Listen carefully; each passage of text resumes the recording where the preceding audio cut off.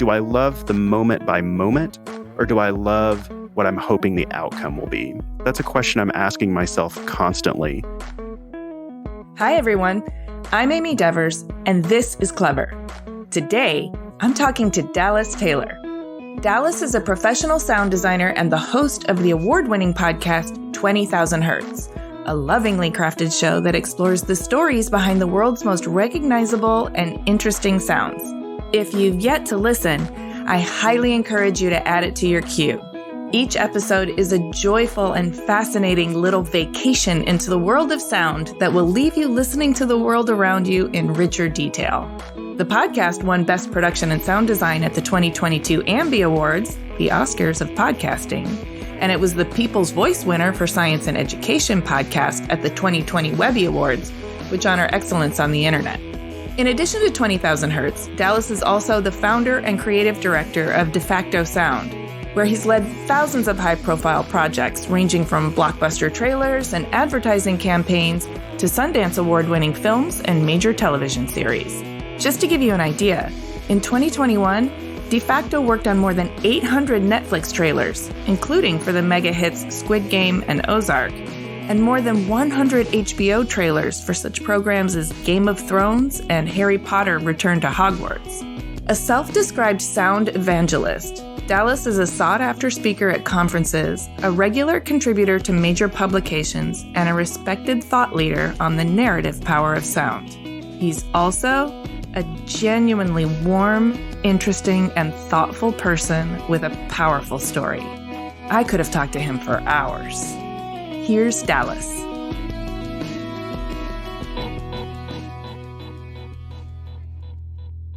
I'm Dallas Taylor, and I work in the cloud, and I'm a sound designer and podcast host of a lovingly crafted podcast called 20,000 Hertz.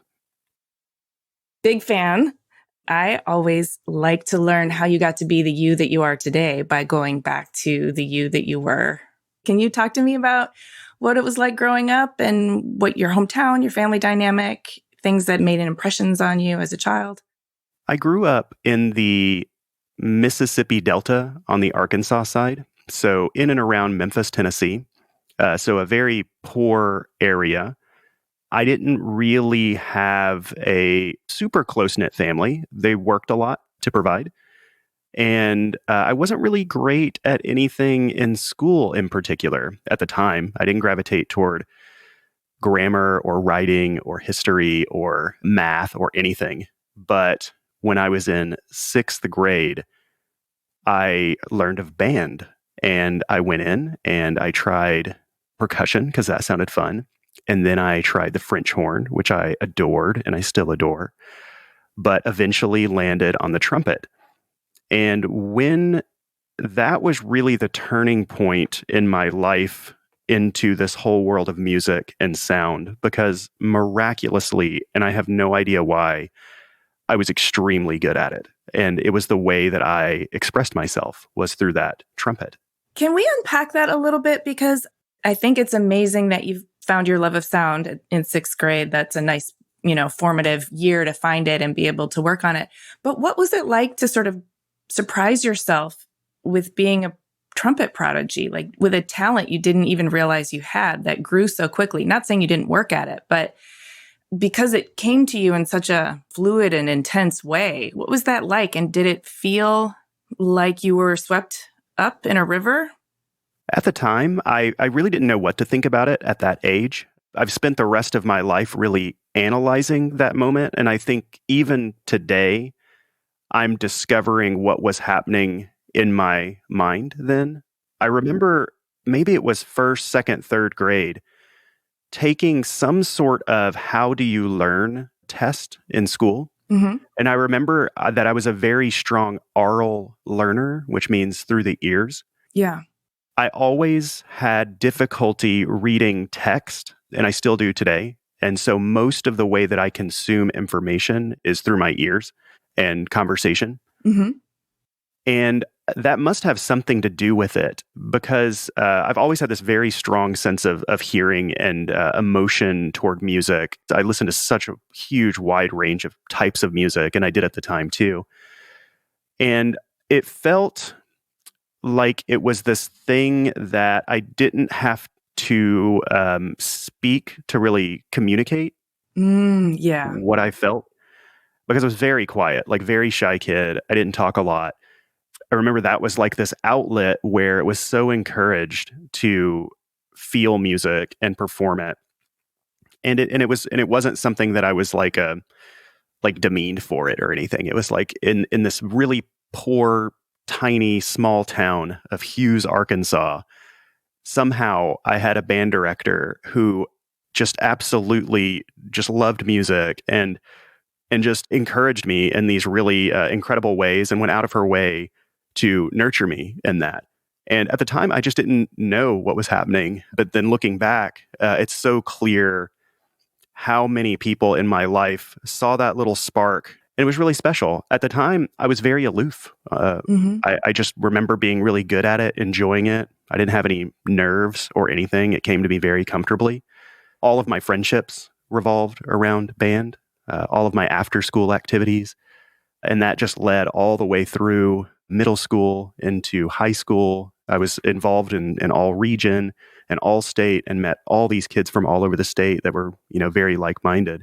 And ultimately, that was the thing that took me into college. Yes. Yes. So being so good at the trumpet was your ticket out of that small town. Absolutely. As an oral learner, did you also find like there was an embodied piece of playing the trumpet that really resonated with you? Like the coordination of breath and finger movement, and like an athlete, did that sort of come to you in a way that felt organic and natural? And Definitely once I started in high school and started to perform at a much higher level, I've always been really fascinated with classical music, and it like tied me in a way to history and understanding what was going on at the time in order to play these pieces. I definitely miss the times of just that non-verbal thought that's just all in sound and performance and like playing a trumpet solo of some like Stravinsky piece over this big orchestra. It's just this feeling of like camaraderie and just this inner outer body experience of enjoying this music from hundreds of years ago. And for sure, there's just like physical resonance between brain and body and breath and vibrations. yeah, I know that sounds very kind of over the top, but I think anybody who's ever been in band or choir or any sort of musical aspect can understand that just like it's bigger than yourself by a long shot. I think even if somebody's not a musician, but they've been to a concert that really resonated with them, or they've been in a space with other people vibing all together in Right. syncopation and in synergy with the instruments, but also with the collective energy of the space. It's quite intense. And I think one of the highs of being a human. Oh, for sure. Yeah. So the trumpet was not only something that you were gifted at, but it was also a kind of road to college and a social avenue and a way for people to invest in you that I'm sure felt good, but it puts a lot of pressure on you too, in a way that you might feel responsible for not letting them down after they've invested in you. That idea of people relying on me didn't catch up with me until my third year of college. I had a new trumpet teacher come in, and we were making changes to the way that I played, kicking off Pictures at an Exhibition, which is this really famous piece that starts out with like bum bum bum ba-dum bum ba-dum bum bum bum bum, and it just keeps going and going and going. It's not even a hard piece. It's something that I think any trumpet player can play. But the pressure of the trajectory that I was going on, thinking, okay, I've got to play this in a symphony hall with a lot of people watching, with all of my peers. And, as I'm going up the ranks in college, all of the performers are getting better and better and better. So when I'm in middle school, the gap between me and everyone else is so much that I didn't feel nerves. But as that gap got closer and closer, I started to realize how serious everyone was taking it, and that a simple, at least in my mind, like a simple fracking of a note or nerves kind of getting a little bit too high, I started to realize, oh, I'm kind of right on the bleeding edge of disappointing people. And if you think about the muscles in your lips and around your lips, they're so tiny and they're so sensitive and they're just so easily manipulated. anything you feel comes right out of this bell in a very loud way. And so in my third year of college, something I was struggling with, I remember going to the doctor and talking about, this is creeping up, and not really getting a lot of help for that. And then there was a concert where we were opening a new hall. It was like this multi-million-dollar beautiful facility at the school. It was the Wind Symphony, which was always my favorite place. And I was in the middle of a concert and I had a big solo where it's just me for like a good chunk of time. Not too challenging, but about a minute before it happened, I started sweating profusely. And the second chair trumpet player, very supportive, she kind of leans over, and she'd never done this before. And she was like, "Do you need for me to take this solo?" She had never played it. She had never done it in rehearsal, but she saw something physical was happening. I'm sure I went white, sweating profusely. All of that culminated in that moment. And I totally botched the solo. At the time, I didn't know what happened. Later on, I realized it was a panic attack. From that moment, I could not shake that performance nerves. That's crushing. I've had one full-blown panic attack in my life, and it arrests your whole system.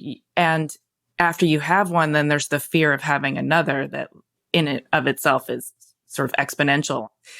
So if you couldn't shake the nerves, how did that affect you? And it robbed you of the joy of playing, I'm sure. Yeah. So the hardest thing was that my entire identity was in the trumpet. Everyone expected me to go get a master's degree at Northwestern or some sort of big trumpet school. I expected that. Everyone was continuing to nurture me. They didn't have a picture into the struggles that I was having. Yeah. It got so bad that I couldn't play a single note when we were going around the room tuning. And I remember just the fear of just me playing just like an open C on the trumpet, which isn't as easy as it gets. I was just struggling with this crippling anxiety.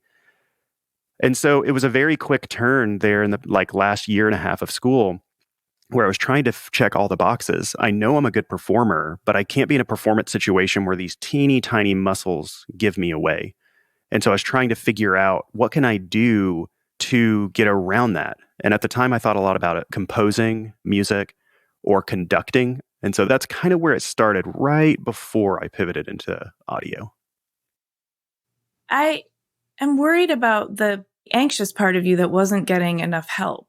Because you mentioned that you had went to see somebody and it didn't seem like they were able to help you. Did that sort of crystallize in your brain as, okay, well, this isn't an option. Like, I'm not going to get over this, so I have to go around it? I was much more at the time in panic mode. Okay. I was newly married. With the trumpet playing, I knew that there was a path to band directing or teaching or something, but it went so suddenly from joy into dread every time I picked up the horn that I had to figure something out differently. And I remember at the time, computers were becoming much more capable of creating some level of music. And I remember this program called Fruity Loops, where you could make like beats and stuff. Mm-hmm. And it was so fun to do that. And that opened up a whole world of like computer music making. And I loved that.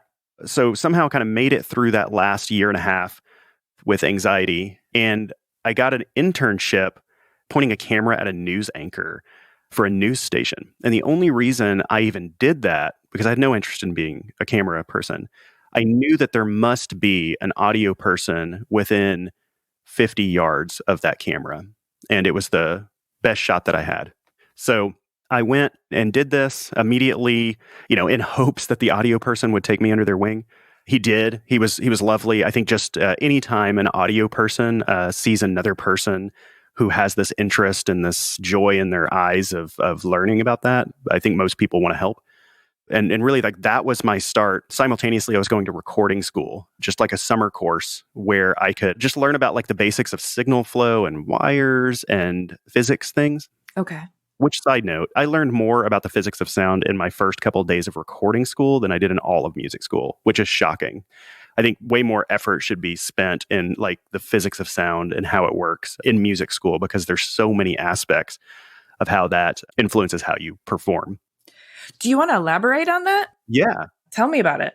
one of the biggest things I remember thinking a lot about is like, why is it that I can play at pretty much the same volume with the entire orchestra or wind band playing and blend into the overall sound of the orchestra? Mm-hmm. But I can play a solo over the top of the orchestra at a similar volume.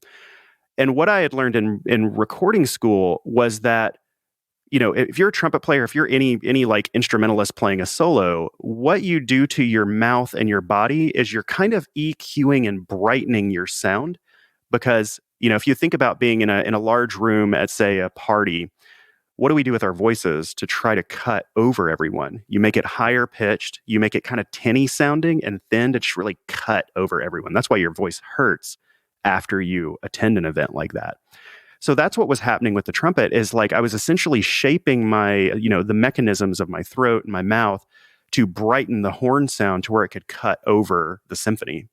Oh, interesting. And that's just something you sort of do intuitively, like you would in a conversation, but it wasn't really talked about or deconstructed in music school? Not at all.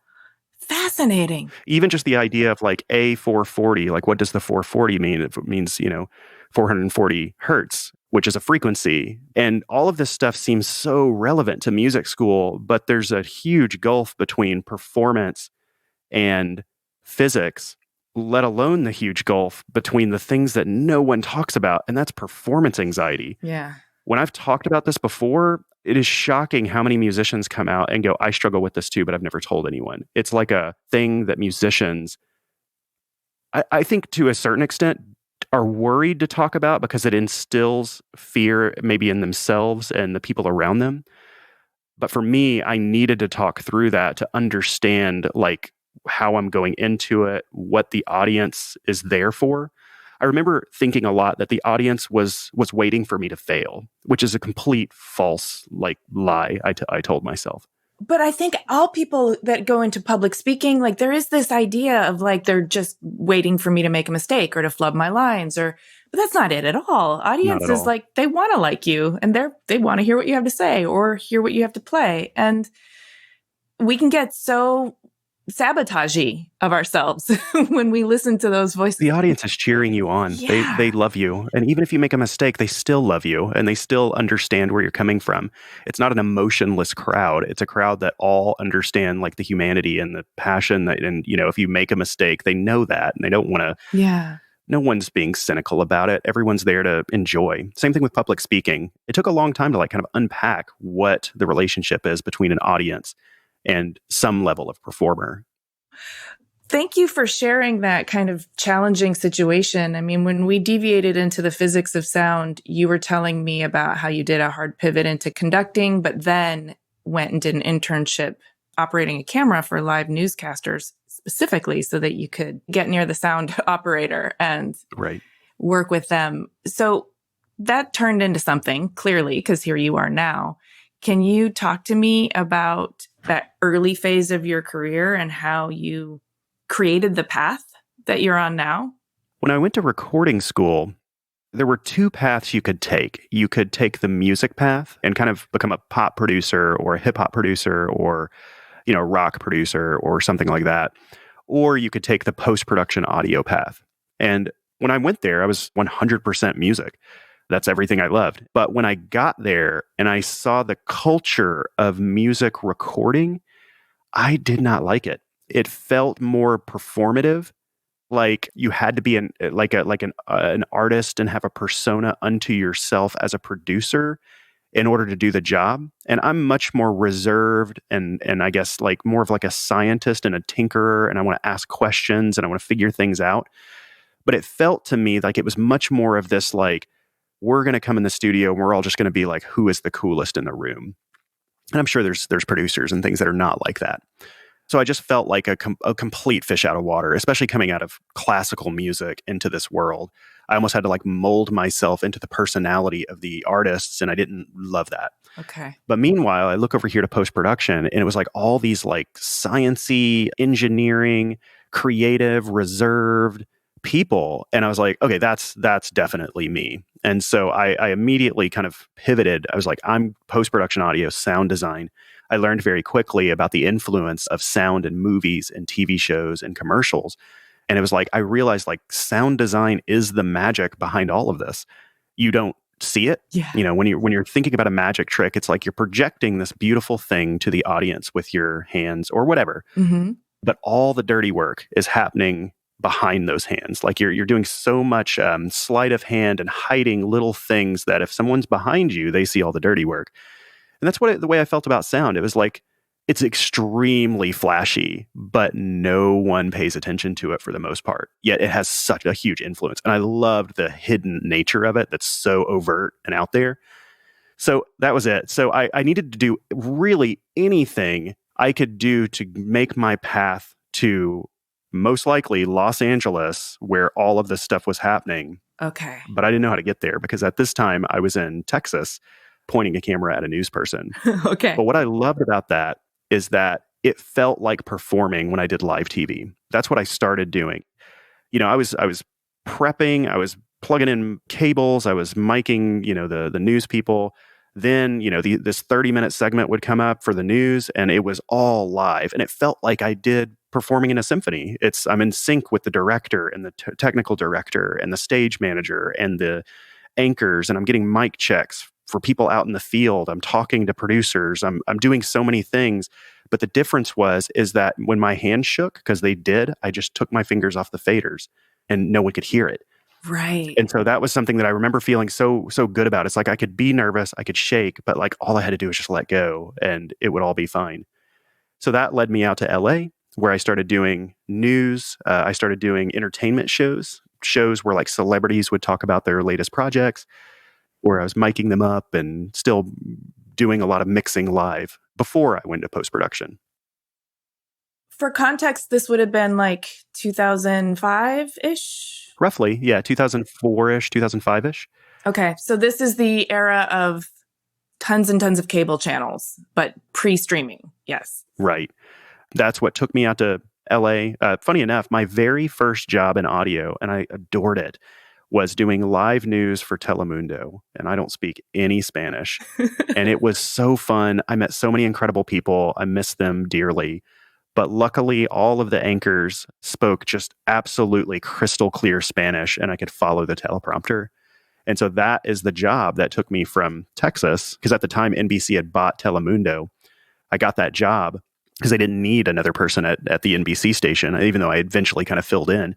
But then that took me to LA. I was at the NBC studios in Burbank at the time, meaning the studio next door to Telemundo was Days of Our Lives. The studios on the other side was Access Hollywood, Jay Leno, all kinds of these shows. And then like that was the spark where I started meeting people that then shot me over into post audio. Ah, okay. Yeah, I was living in LA at that time, actually working in TV as well, but we were in different aspects of the industry. That's exciting, though, that you enjoyed Telemundo so much and that you had such a wonderful sort of landing spot in LA, because LA is not always friendly to people who are getting accustomed to it. But so you had this great landing spot and it shot you over into post-production. And how did you find your bearings and your chops in post-production? Well, at Telemundo, there's this wonderful graphics person named Vanessa who also worked at a network called G4, which was a video game network way before its time. It was incredible and very sound designy, very fun, very new, very fresh feeling. And they covered mostly video game content. And she went over there because she was working on shows like Attack of the Show and X-Play. And I think she knew someone who was in post audio. And we just had a lot of lunches and dinners together working on the news side. And I remember just telling her that. And she kind of vouched for me. She went over there and met one of the post-production people. And they were like, does he know post audio? And she was like, oh, yeah, he's the best at that. And I was like, and she told me that. And I was like, okay. I mean, I was practicing on my little computer in my apartment, but I was not ready for prime time on that. And so I went over there, I interviewed, I faked it until I made it. That first week, I don't know how much I slept because I was just trying to catch up. And at the time, I didn't realize like the extreme level of crunch they were putting people through. We were remixing entire 30-minute shows in like 4 hours. Oh, God. We were doing promos in an hour or two with a lot of sound design. It was just like white knuckle crazy. But I also felt like that's kind of the best place to start, because once I started my other jobs past that, it felt so much more methodical. And then again, it was yet another audio person who kind of took me under their wing. I'd have to ask him if he knew this at the time, but I think imposter syndrome and being embarrassed about it. But I wonder if he knew that I was struggling, because it was like a week of like nonstop, like crunching for finals, day, night practice, absorbing information, panic because I finally got my shot. And then by week 2, it's like I got it. And I was like in the rotation. And then within the first month, I felt like I was very good at it. You have a sort of track record of taking to things and then getting really good at them quickly. I definitely strive very aggressively for precision. All of my formative years was trying to perform something to perfection in a practice room to where I could do it 90% of the way in front of people. One of the reasons I pivoted was because one of the phrases I heard a lot as a musician was, your best performance will be in a practice room. And that's what I couldn't accept. I don't like that. So I knew, like, one of the motivations for post-production was like, when I put my heart and soul and effort in every little nuance of frequencies and dynamic range and creativity, once I printed that stereo or 5.1 mix, like, it stays stuck. Then it's up to, speakers and stuff to actually reproduce it properly. But that's out of my control. And I was fine with that. Okay. So that was a huge motivation of why sound design and post-production was a huge draw to me. Do you think this strive for perfection can get out of hand? Like, I think that I had some serious perfectionism and caused myself some creative trauma that I'm probably still processing. Do you think you may have done the same to yourself? Absolutely. I think about that a lot. Yeah. Accepting myself for who I am, feeling very comfortable with being on the right path versus the destination. A big thing I think about a lot is, do I love the moment by moment, or do I love what I'm hoping the outcome will be? And so that's a question I'm asking myself constantly, because it has to be in every aspect of my life. I need to love the, like, moment by moment, the interactions with people, and really have a love for the craft, not when we publish a thing. I like that you've gotten to a place where you're really focused on, you got to love the day to day. And now the proprietor of your own sound design studio, Defacto Sound. Yeah. So after G4, I became a full-time senior sound designer mixer at the Discovery Channel. Mm-hmm. And I saw, from being an in-house, I saw that most of the coolest, most creative projects went external. Okay. So I started Defacto Sound, doing a lot of discovery work that then led to all kinds of car spots and films and documentaries that win Sundance, and trailers and ads and all kinds of stuff. It's a blast. I love it. That started, I think it was around 2009. So I was still like fairly young at the time when I started a business. Kind of started as just me project managing and sound designing and taking all that in, and then hiring like one person and then another person, and then just like a slow progression. And so now we are 15 years into it. Yeah, that's pretty solid.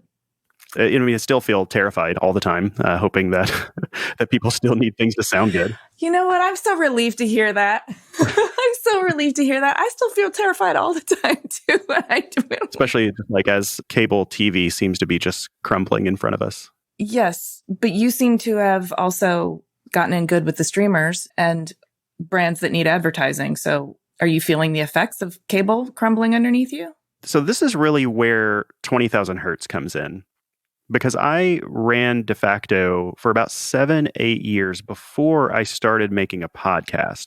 Mm-hmm. And the podcast was trying to solve a lot of problems. One, I felt like, generally speaking, I would work with such incredible groups. I mean, many of them were just incredible, and they appreciated what sound brought to the table. But in many cases, too many cases, I always felt this idea of just like, okay, oh, that's cute, sound designer, that you have ideas. Now scoot along and let the visual people take over from here. Like, I felt very like, you're not a creative, you're like a technician. And like, sound design is very creative. Mm-hmm. It's much more like a designer or a motion designer than a technician or an engineer.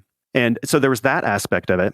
Two, in my business, there's times where we just don't have anything on the schedule. And so I wanted to make something that when I'm stressed about trying to bring in work, My team is actually the opposite. They're like they're creating a thing together. There's no boss, there's no client. We're just trying to tell people about what we love and what we talk about internally into this podcast form. And I loved radio. That was when I was devouring 99% Invisible, especially every single sound show that Roman did. And then Radio Lab was just in this incredible moment in time. Mm-hmm. And then This American Life. So like those three things I was listening to all the time while I'm building this sound design studio. And a lot of people didn't think of audio only being this very creative outlet, but I saw it happening. And Roman and I became friends early on in 99PI because I believe his first episode was about sound. So immediately I'm hooked. I think maybe 10 episodes in, I was out in San Francisco and I was like, Roman, I just got to meet you. And he was gracious and he's super cool and he's so kind. And we just kept in touch over the years. And I never wanted to touch anything that would step on 99PI's toes. But over time, like 99PI built its identity on Read the Plaque and architecture. And I noticed the sound shows would get a little bit few and far in between. Mm-hmm. But I kind of thought, would it be bad to be like, hey, Roman, I kind of want to make a show that's kind of like all your sound shows, but just every show is that. He was like, oh, yeah, of course, go ahead. Like, I felt like I was going to step on his toes more than anything. I think he was more like, go do it. I think Roman probably instinctively knew that, the more quality stories that we're putting out in this format, the more we're lifting the whole thing up. Right. And so that really blossomed because that's actually how 20,000 Hertz got its start. We spent a year making our first 2 episodes and they were barely 10 minutes. The first one was on the voice of Siri. The second one was on the NBC chimes, which for me, like the NBC chimes was something that I wanted to tell because I worked at NBC and I understood this. Yeah. And I bumped into Roman like Third Coast. And right after we put out the second episode, I bumped into him. He was so encouraging. And he was like, can I play this episode next week on 99PI? And then the whole stats just hockey sticked. And then it was just like solidified very quickly. And then after 10 episodes, advertisers started to reach out. And then it was incredibly hard to keep the momentum. But we kind of made it through these first, 30, 40, 50. And then we kind of landed into some sort of stride and it started paying for itself, very break even. And then other opportunities kind of fell from the sky. And here we are. Yes. Okay. But you're much more than 30, 40, 50 episodes in now. You're 200-ish? Approaching that, yeah. Congratulations. Thanks. You describe yourself as a sound evangelist. So on some level, it's got to feel very satisfying to have created a very profound body of work that does a public service in terms of helping people just understand the importance of sound and to also tune in to all the places in their lives where sound actually plays a deeper role than they may be considering. I know for me, that's one of the things I deeply love about your podcast is that it makes the world a richer place when you're listening for all of these mysteries. And when you decode some of those mysteries, then you listen even more carefully because you understand how it matters and how it impacts you. And so anyway, thank you. I love it. And I recently listened to the 150th episode, which you call Breathe. It was a collaboration with Meditative Story Podcast. It described your performance anxiety challenges.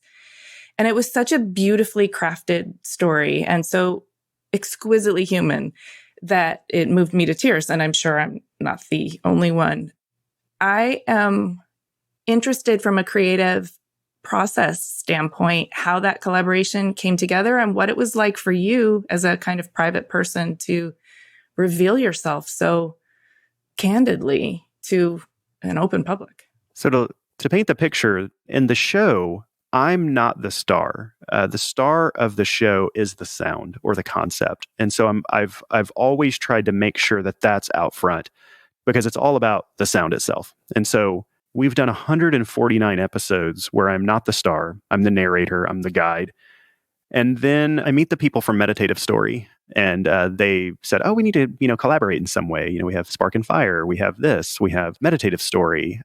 And I was like, oh yeah, Meditative Story. How do you kick those off? And they were like, has there been a point in your life where everything changed and everything pivoted? And then I just immediately launched in for maybe 20, 30 minutes solid about that story, about the performance anxiety. And so that was really the start of realizing that like other people cared and wanted to give something to me and to other people, because the story itself really resonates with tons of people, musicians and not. I still get emails all the time about that specific moment. When I meet people in real life, most of the time they bring up that episode in particular.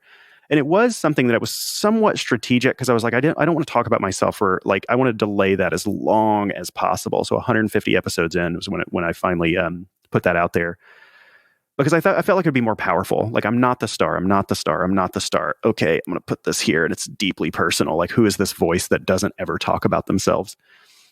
I definitely felt like something clicked in my head in a bunch of ways. Love.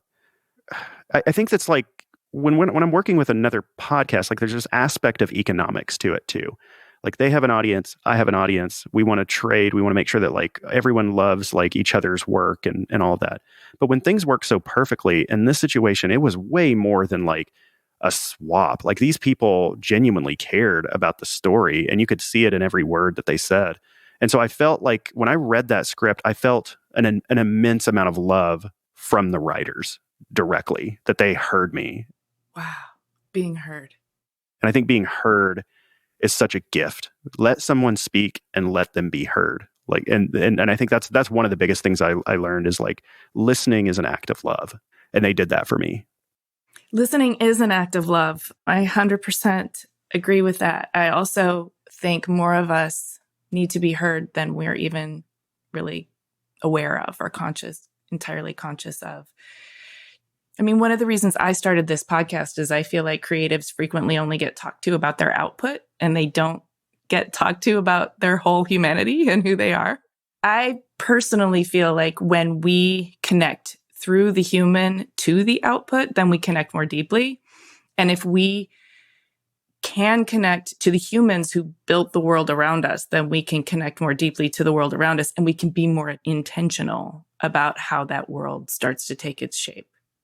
And so your vulnerability in that episode also felt to me like a way in that opens the door for somebody to sort of like really get to your humanity in a way that is like, okay, this is lovable. I can see this person now.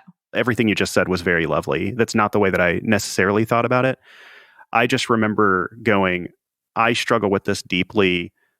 I suspect other people deal with this too. Mm-hmm. When I meet people that I don't know and they know me so deeply, it's endearing, it's loving, it's always a shock. I think that's the thing, is like the influence that the show has had. And, I might be thinking too much about this. It's still, it's not the biggest podcast in the world. I'm not Ira Glass. I'm not Roman. But still, when I go to a conference or something, and I see this all the time, where I'll pass someone, I see them glance at my badge or something. I see them like flush with just like fanboyism, like that I used to do. And then they just like gallop over to me like on their tiptoes and just like say, oh, I love your show. And they're trying to like get all of this emotion out so quickly. And it's so sweet and it's so loving. And I love it every time it happens. And it feels so loving. I think that right now I just feel like such a flood of love from people. And I'm just trying to process that based off of all of this history that I've had. Yeah. Do you struggle receiving love?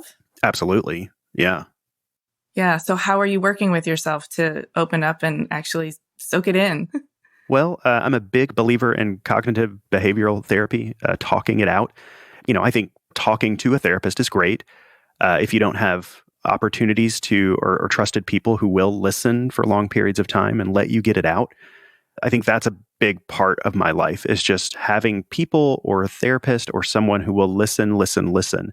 Because at some point, the more you talk with someone, and especially if they're like giving you that time to just speak it all out, what I find is over the course of about a 45-minute long arc of something that I'm struggling with, speaking to another caring person, even if they're doing no talking, I usually find my way and find the issue myself, and then they're just nudging me there. Mm-hmm. And so I think people with very functional, healthy family relationships already know this, and it's something, or maybe it's just something that's built into them. But it took me into adulthood to really find that outlet. And for me, it was therapy for sure. I mean, if you suffered panic attacks, I'm guessing you're an internalizer. I'm definitely an internalizer. And I also learned the same thing you did, that, I mean, some people journal, some people get it out in other ways, but by getting it outside of your brain, you almost can see it, and you can start to work with it and find your own solution. Yeah, we're social beings and we need another person. Yeah. But the other biggest thing in my life that like really shifted the way that I think from that internalizing is physical activity. Running, lifting weights. I don't do it necessarily for the physical appearance. I do it because all of that anxiety is bundled up and, sitting in my gut. But if I run or if I lift a heavy weight, I become present. Nothing makes me more present like physical exhaustion. And I've learned that that is such a positive feeling. I feel human when I'm exhausted, when my heart rate is up, when I'm sweating. And it really comes down to, the more I think about it, is like, it requires being full present. You can't exit your body when you're like breathing heavy and like trying to catch your breath. And you are there for like 45 minutes to an hour. And then, breath. And I've always, even that episode was called Breathe. And so much about the breath is like incorporated into that, and hearing my breath and hearing life and hearing this stuff. I think that like when I'm sitting in front of a computer, a low heart rate, and I don't hear my breath, and I'm just like getting sucked into this void of internet and all of this, I'm not present. And I need that outlet to just be me and like feel me. And I do work out with other people too in a group class. And I think just it feels like that communal performing together. We're all huffing and, just trying to get through it. But I love it. It makes me feel so good. How long have you been doing this consistently? 2.5 years. 2.5 years. Nice. Nice. Are there any other tools for living that you found really helpful? You already mentioned CBT and physical exercise, but making sure I'm scheduling time with friends and family, devoted time, because I work. And it's easy for me to just like get sucked into the vortex of, oh, there's this other thing I need to do or this other thought. But being with people, it's like, I think if anyone thinks of a great conversation that you had with someone and how good you feel when you walk away from that, you had a good time with your best friend or anyone, that little mechanism of that satisfaction is a critical part of being human. And I've come to realize more recently that is something I have to carve out and make time for, and text my friend and pick up the phone, not only for them, but for me massively, and being proactive about that. So that's something that the longer I go without communicating with people and just in my own bubble, the more that anxiety starts to creep back. And that's generally when I have a panic attack, which I probably have 1 or 2 a year. Okay. And it sounds like you've gotten very self-aware about the conditions that sort of make you ripe for having one, so you can work with yourself. Being unhealthy. Yeah.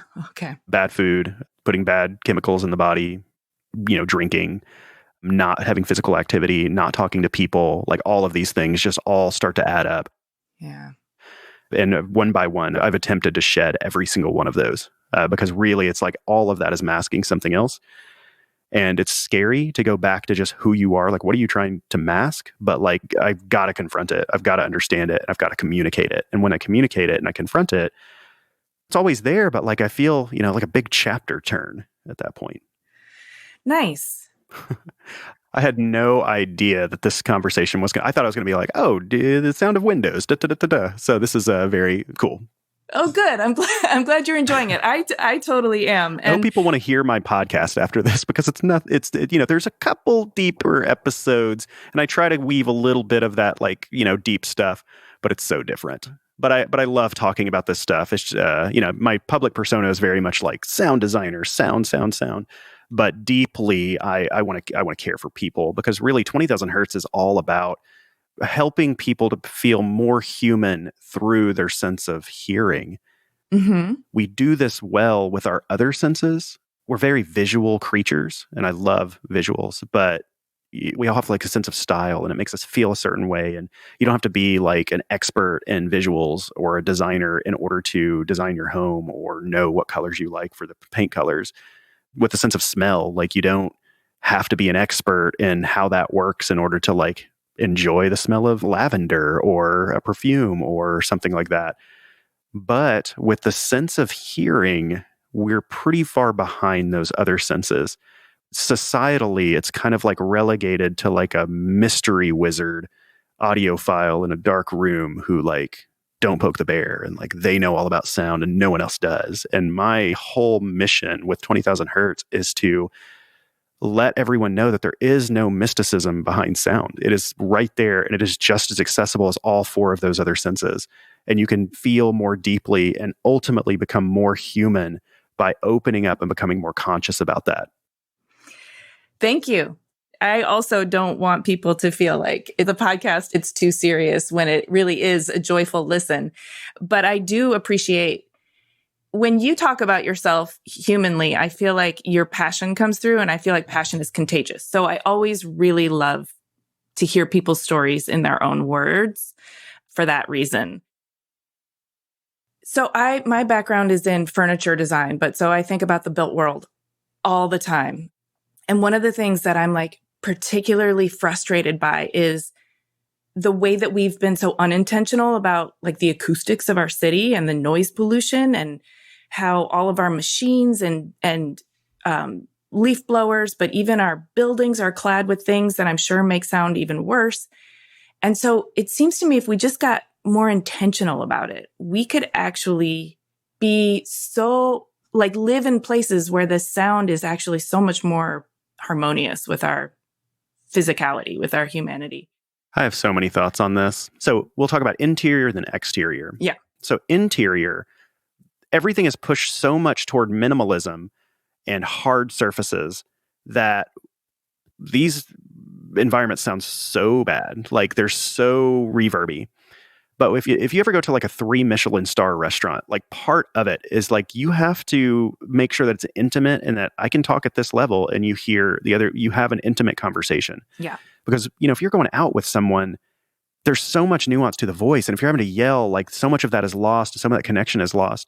So in great restaurants or in homes, like when there's a lot of fabric, which you can do so much with color, you can do so much with like the thickness of the fabric. We think about this all the time in our house. Mm-hmm. Because I want the space to feel so intimate. Meanwhile, I can go to another space that looks great for Instagram or something, but it's just cacophonous. Oh, I hate it so much.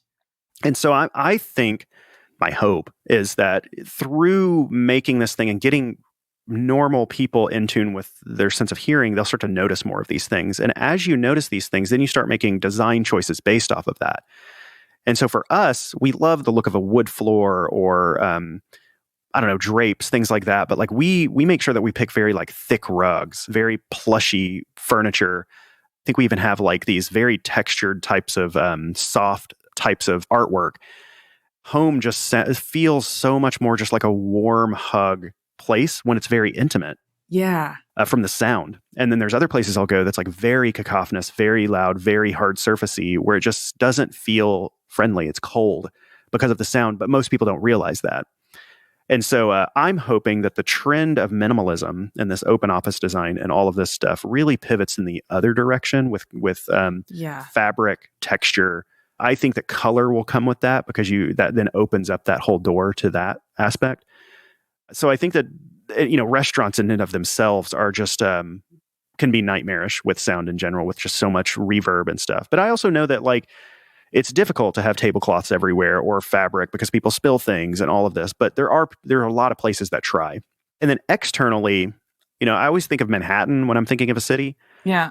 Will it get quieter? I mean, gosh, I've heard rumors or thoughts or ambitious plans to remove cars from Manhattan, which I think would be incredible to give people more space to move around, subways, whatever, electric things, walking, more green space, because that city sure needs it.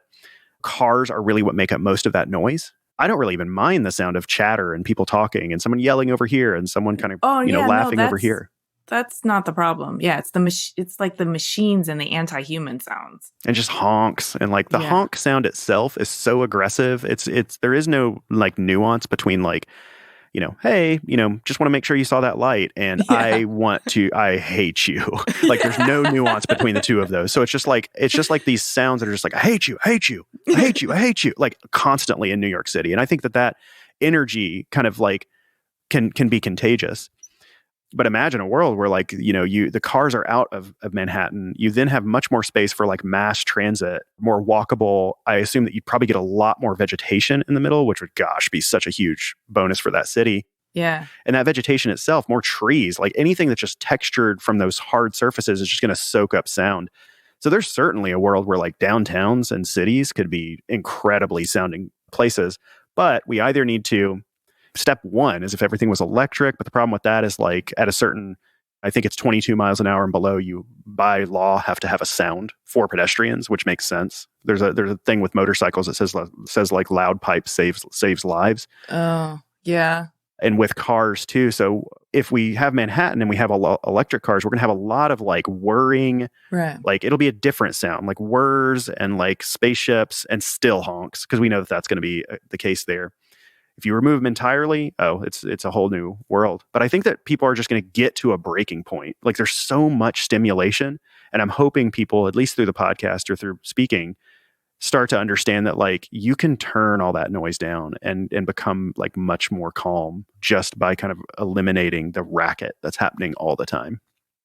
One thing that we didn't talk about that I did want to ask you about was during the whole like 2020, 2021, 22, like void of the pandemic, you also did a TED main stage talk, virtual, but you did a TED talk. And that's not only is that performance, but that's a really cool talk about John Cage's 433, which is really more about silence than it is about sound. But through silence, you sort of get to the sound that we're always hearing, but not paying attention to.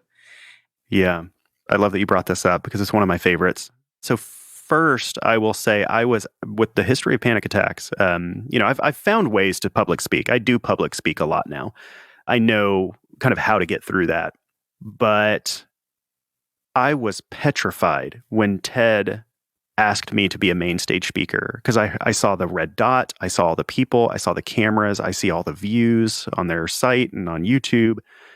I knew what I was going to talk about. I knew it would be very popular because it's an amazing concept. But but it's one of those things that like when an opportunity like that hits the inbox, it's like I have to accept before I think, because I can't I've got all those other things need to be worked out. So I accepted it. Unfortunately, the pandemic happened. Fortunately, that became something that I could set up my office and do remotely. And so it was, I feel like I did a main stage talk in the only way I felt like I could do it. And that was scripted to camera. I think I read it 3 times in a row and then we edited it. And so I felt amazing about that. But then on the other side felt, oh my goodness, like I didn't really do the stage thing. But that's okay because I felt like it made sense because it was about silence. And I knew that before the pandemic even happened, that it was going to be on silence. And so many serendipitous things happened where it's like, okay, this is entirely appropriate. And so why that was such an important topic to me is because I remember in music school, John Cage was kind of a joke in a way because people didn't understand him. And so this futuristic, this experimental type of music, it was always like kind of flippant in the way that people talked about John Cage. As time went by, I started to think more and more, gosh, what was John Cage? Why would 433, who would do something that sounds so academic to a point, like it doesn't make sense to me. And so the more I looked into 433, which is a 3-movement piece where it's a minute or two of just someone who will sit down at a piano, open the piano, close it. And then it's another kind of middle piece for some amount of time, open the piano, close it. Third piece. My interpretation is you can really perform that any way you want. It doesn't have to be at a piano or anything. I performed it myself at a conference 2 months before the pandemic. I did like a performance piece where I talked about John Cage and everything, and then we then performed it at the end. And I felt like it was really powerful because everyone knew exactly what John Cage was thinking, whereas most of the time people don't. And that was part of what John Cage was trying to do, is like do something so outlandish that people had to think on it and just keep thinking on it. I mean, for me, it took me decades for me to even know what he was trying to say in that. And I was flippant and whatever, like, oh, the silent piece, ha ha ha, students in school will perform it and everyone's kind of like, oh, this is hilarious. But the deep meaning of this is exactly the mission of 20,000 Hertz. It's that when you attempt silence, you become more conscious of all the sounds that are actually happening. So when 433 is performing, someone's sitting in the audience going, oh no, I have to cough. Like, oh, I have to sniffle. Oh, you hear the car outside. You hear the birds outside. You hear someone shift in their seat. All that is the point, because that feeling of like everyone's nervous because we think we need to be quiet. What the reality is that silence is unattainable, entirely unattainable. And so it forces you, and something that I encourage people all the time, to just flip the switch of consciousness on hearing, and anyone can do it at any point, and just go, I'm going to just channel all of my thoughts through my ears. Like, I'm going to become conscious about every little thing I'm hearing. Like right now, I'm listening and I hear a plane going overhead. Had I not become conscious about that, my brain will tune that out entirely. And that's what our brains do, is it just tunes things out. But when you become conscious, you start to hear everything. And for me, it can become very intoxicating when you really kind of like focus all of your energy through your ears. And you can practice this in so many different ways. And I think that it shows like more of an appreciation of sound.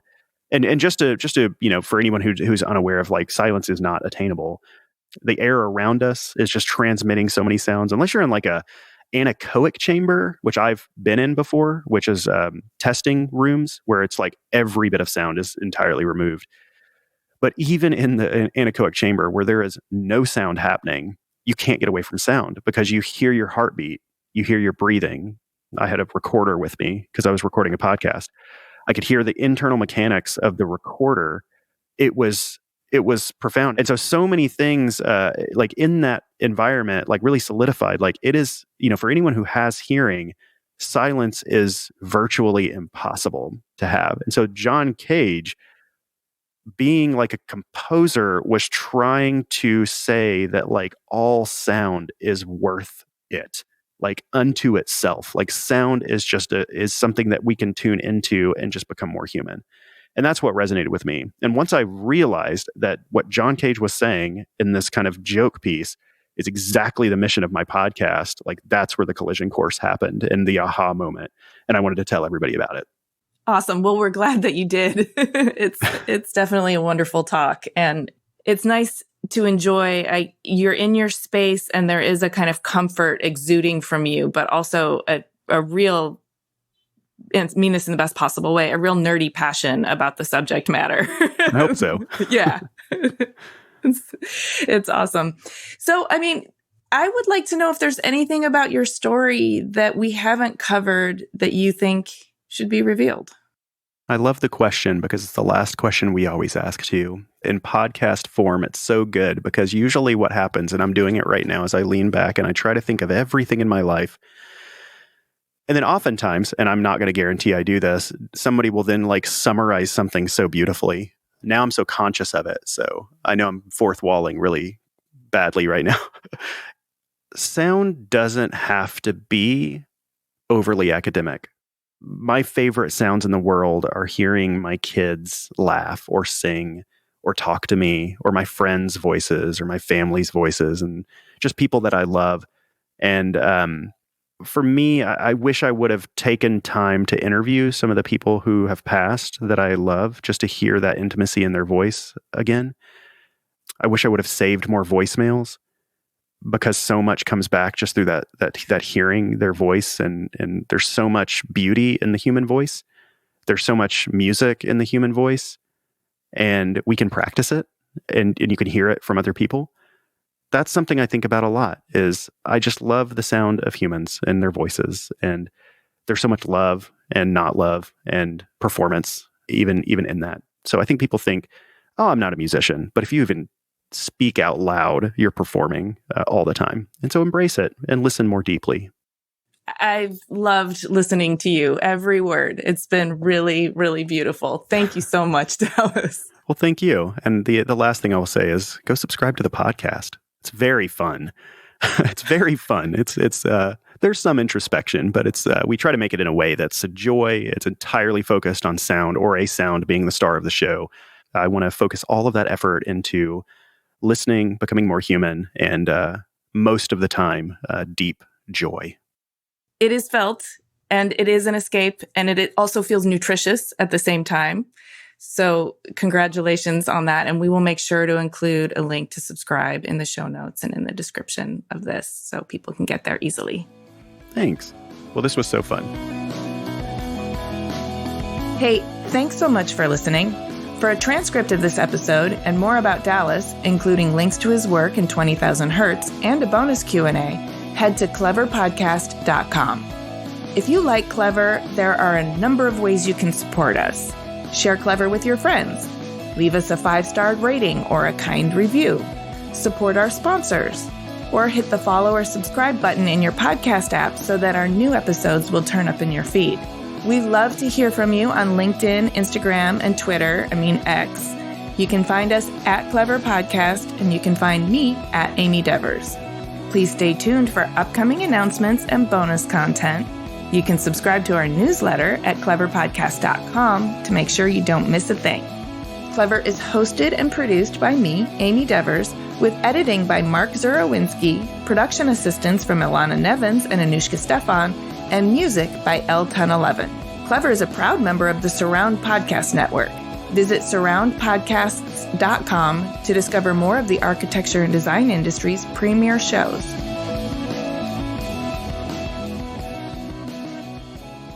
And even if you make a mistake, they still love you and they still understand where you're coming from.